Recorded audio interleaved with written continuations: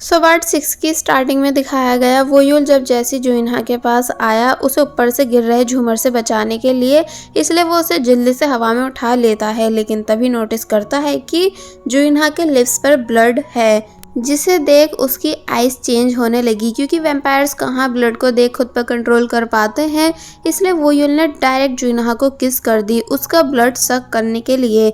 लेकिन तभी अचानक उसे अपनी लव नाही की मेमोरीज दिखी, जिसने मरने से पहले बोला था कि मेरा ब्लड पी लो ताकि तुम मुझे याद रख सको। इसलिए प्रेजेंट में वोयुल हैरान है कि आखिर जुइनहा का ब्लड नाही जैसा कैसा है। जुइनहा जो कि शौक में थी, इसलिए पहले वोयुल से उसको नीचे उतारने को कहती है एंड देन पूछती है कि आखिर तुमने मुझे किस क्यों की। वोयुल बताने लगा कि मेरा ऐसा करने का इरादा नहीं था। तो तब ये सुनते ही जुइनहा ने वोयुल को जोर से मारा।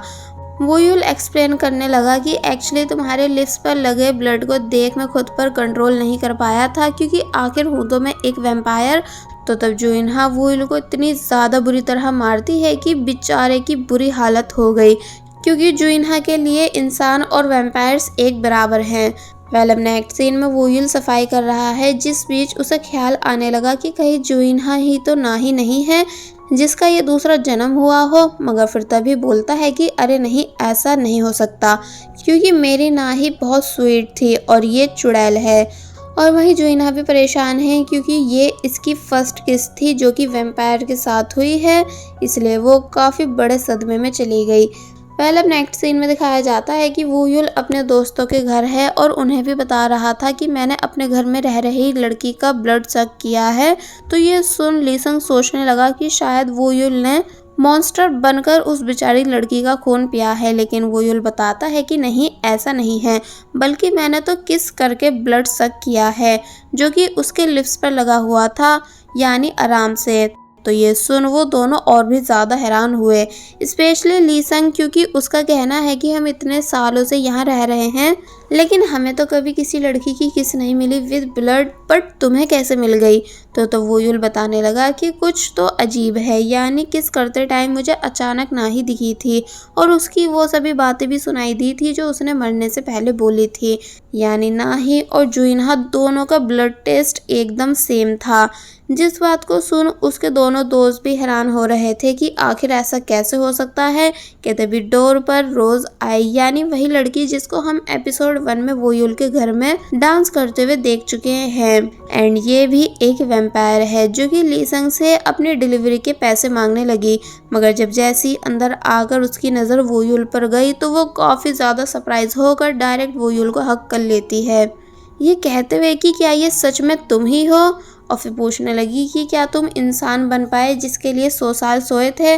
बट अब क्योंकि वोयुल में से इंसानों की स्मेल नहीं आ रही थी, इसलिए यहाँ रोज़ काफ़ी कंफ्यूज हुई।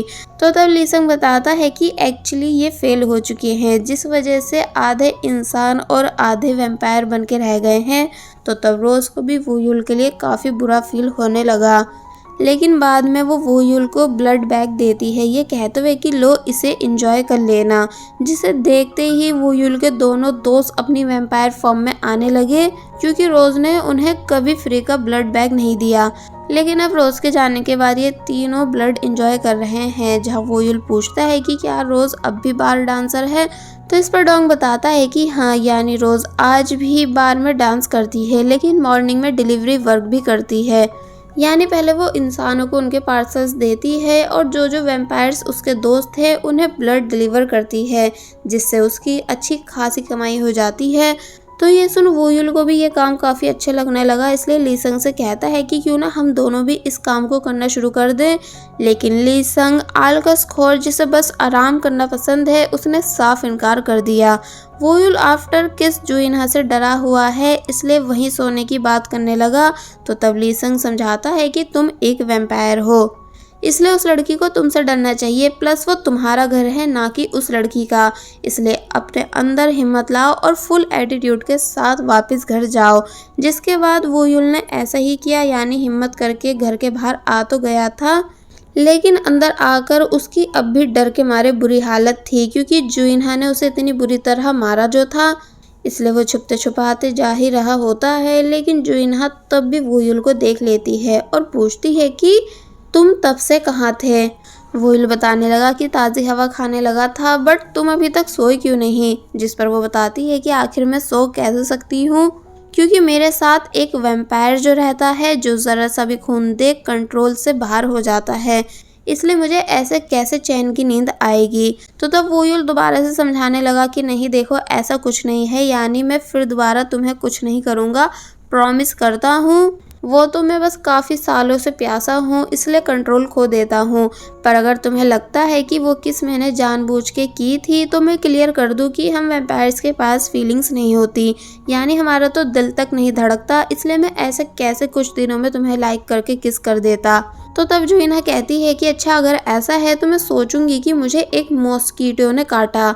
तो तब वोयुल और ज़्यादा भड़क गया कि तुम मुझ जैसे पावरफुल वैम्पायर को कंपेयर एक मच्छर से कैसे कर सकती हो। तो तब जुइना बताती है इसलिए क्योंकि वो भी फालतू का होता है, जिसका कोई यूज़ नहीं होता, सिर्फ वो घर में पड़ के लोगों का खून चूसता है। तुम भी तो कोई काम नहीं करते, सिर्फ यहाँ पड़े रहते हो। तो ये सुन वोयुल और भी ज़्यादा गुस्सा करने लगा, लेकिन जुइना उसे इग्नोर कर अपने रूम में चली गई। अब नेक्स्ट डे हमें डोशिक को दिखाया जाता है, जो कि अपने रूम में है। उसने लॉकर खोलकर एक बहुत ही पुरानी बुक निकाली, जिस पर लिखा था वैम्पायर डायरी, जिसे देखते हुए उसे अपने फादर की बात याद आने लगी कि ये बुक हमारे पूर्वजों ने हमें दी थी, इसलिए तुमको भी इसे हमारी तरह संभाल के रखना होगा, क्योंकि इसमें कुछ ऐसी बातें हैं जो तुम्हारे लिए जानना ज़रूरी हैं।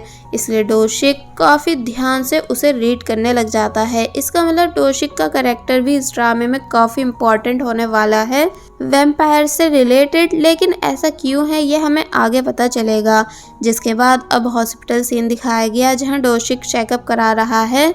और फिर अब चेकअप के बाद डॉक्टर बताते हैं कि तुम्हें पता है ना कि तुम्हारे फादर और ग्रैंडफादर की डेथ हार्ट अटैक से हुई थी, जबकि वो दोनों बिल्कुल हेल्दी थे। इसलिए आज तक किसी को समझ नहीं आया कि ऐसा हुआ कैसे, वो भी सिर्फ 40 की उम्र में। इसलिए तुमको अपनी हेल्थ का अच्छे से ख्याल रखना चाहिए। तो तब डोशिक इन सभी बातों को सोचते हुए काफ़ी ज़्यादा परेशान होने लगा, क्योंकि अब उसे डर है कि वो भी 40 का होते ही मर जाएगा, क्या पता उससे पहले। कि तभी उसका ड्राइवर उसे बताता है कि सर मिस ना कोरिया आ रही हैं। तो ये सुन डोशिक कहता है कि तुम मेरा शेड्यूल एडजस्ट कर देना, क्योंकि मैं मिस ना को एयरपोर्ट लेने जाऊंगा।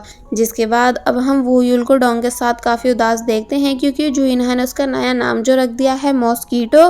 मगर फिर बताने लगा कि ये बात काफ़ी अजीब है कि जब जब वो खतरे में होती है, मेरी नेक का निशान पेन करने लग जाता है, पता नहीं ऐसा क्यों है। डोंग पूछता है निशान, कौन सा निशान।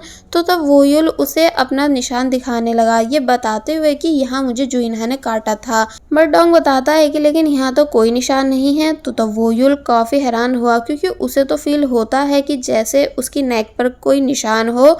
क्या तभी वोयुल की नज़र जुइना पर गई, जो 2 लड़कियों को अपने साथ लेकर जा रही थी। इसलिए ये देख पहले तो वो काफ़ी हैरान हुआ, मगर फिर समझ गया कि पक्का ये इसी स्कूल में जॉब करती होगी, जो ठीक डोंग की शॉप के सामने है। डोंग को स्कूल से कुछ चीज़ों का ऑर्डर आया, इसलिए वो उन्हें बनाने जाने लगा। कि तभी वोयुल पूछता है कि क्या मैं स्कूल में ऑर्डर दे के आ सकता हूँ, तुम्हारी हेल्प भी हो जाएगी। जिस बात के लिए डोंग मान गया। तो तब वोयुल ऑर्डर लेकर स्कूल के अंदर आया, जिसे जुइना विंडो से देख तो लेती है कि भला ये यहाँ कैसे, मगर फिर उसे लगा कि शायद ये मेरा वहम है। वोयुल ने फाइनली फूड उस टीचर को दे दिया जिसने इसे ऑर्डर किया था, लेकिन तभी वो टीचर वोयुल को कुछ कूड़ा भी देता है फेंकने के लिए, ये कहते हुए कि तुम बाहर जा रहे हो ना, इसलिए इसको भी फेंक देना। तो तब मजबूरन वोयुल उसे ले लेता है, लेकिन जब फेंकने आया तो तब एक लेडी गुस्सा करने लगी कि तुम इसे ऐसे कैसे फेंक सकते हो, यानी तुमको कैंस अलग करनी चाहिए और प्लास्टिक अलग।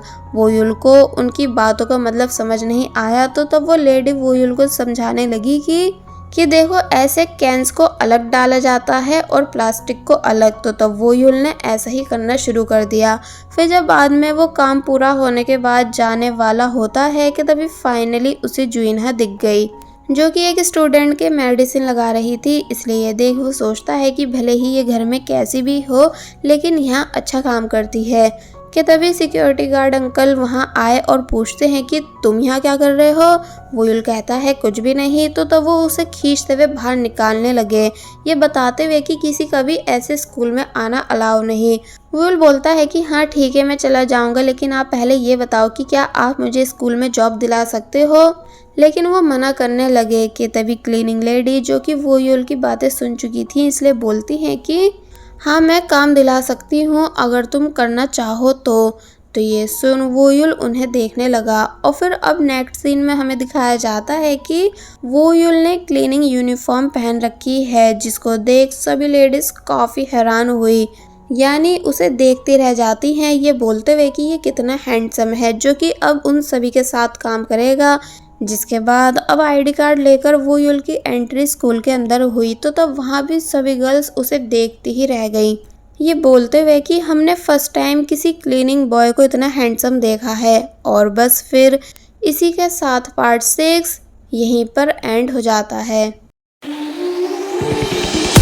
There was a time when you had me falling to the ground like a king without a crown.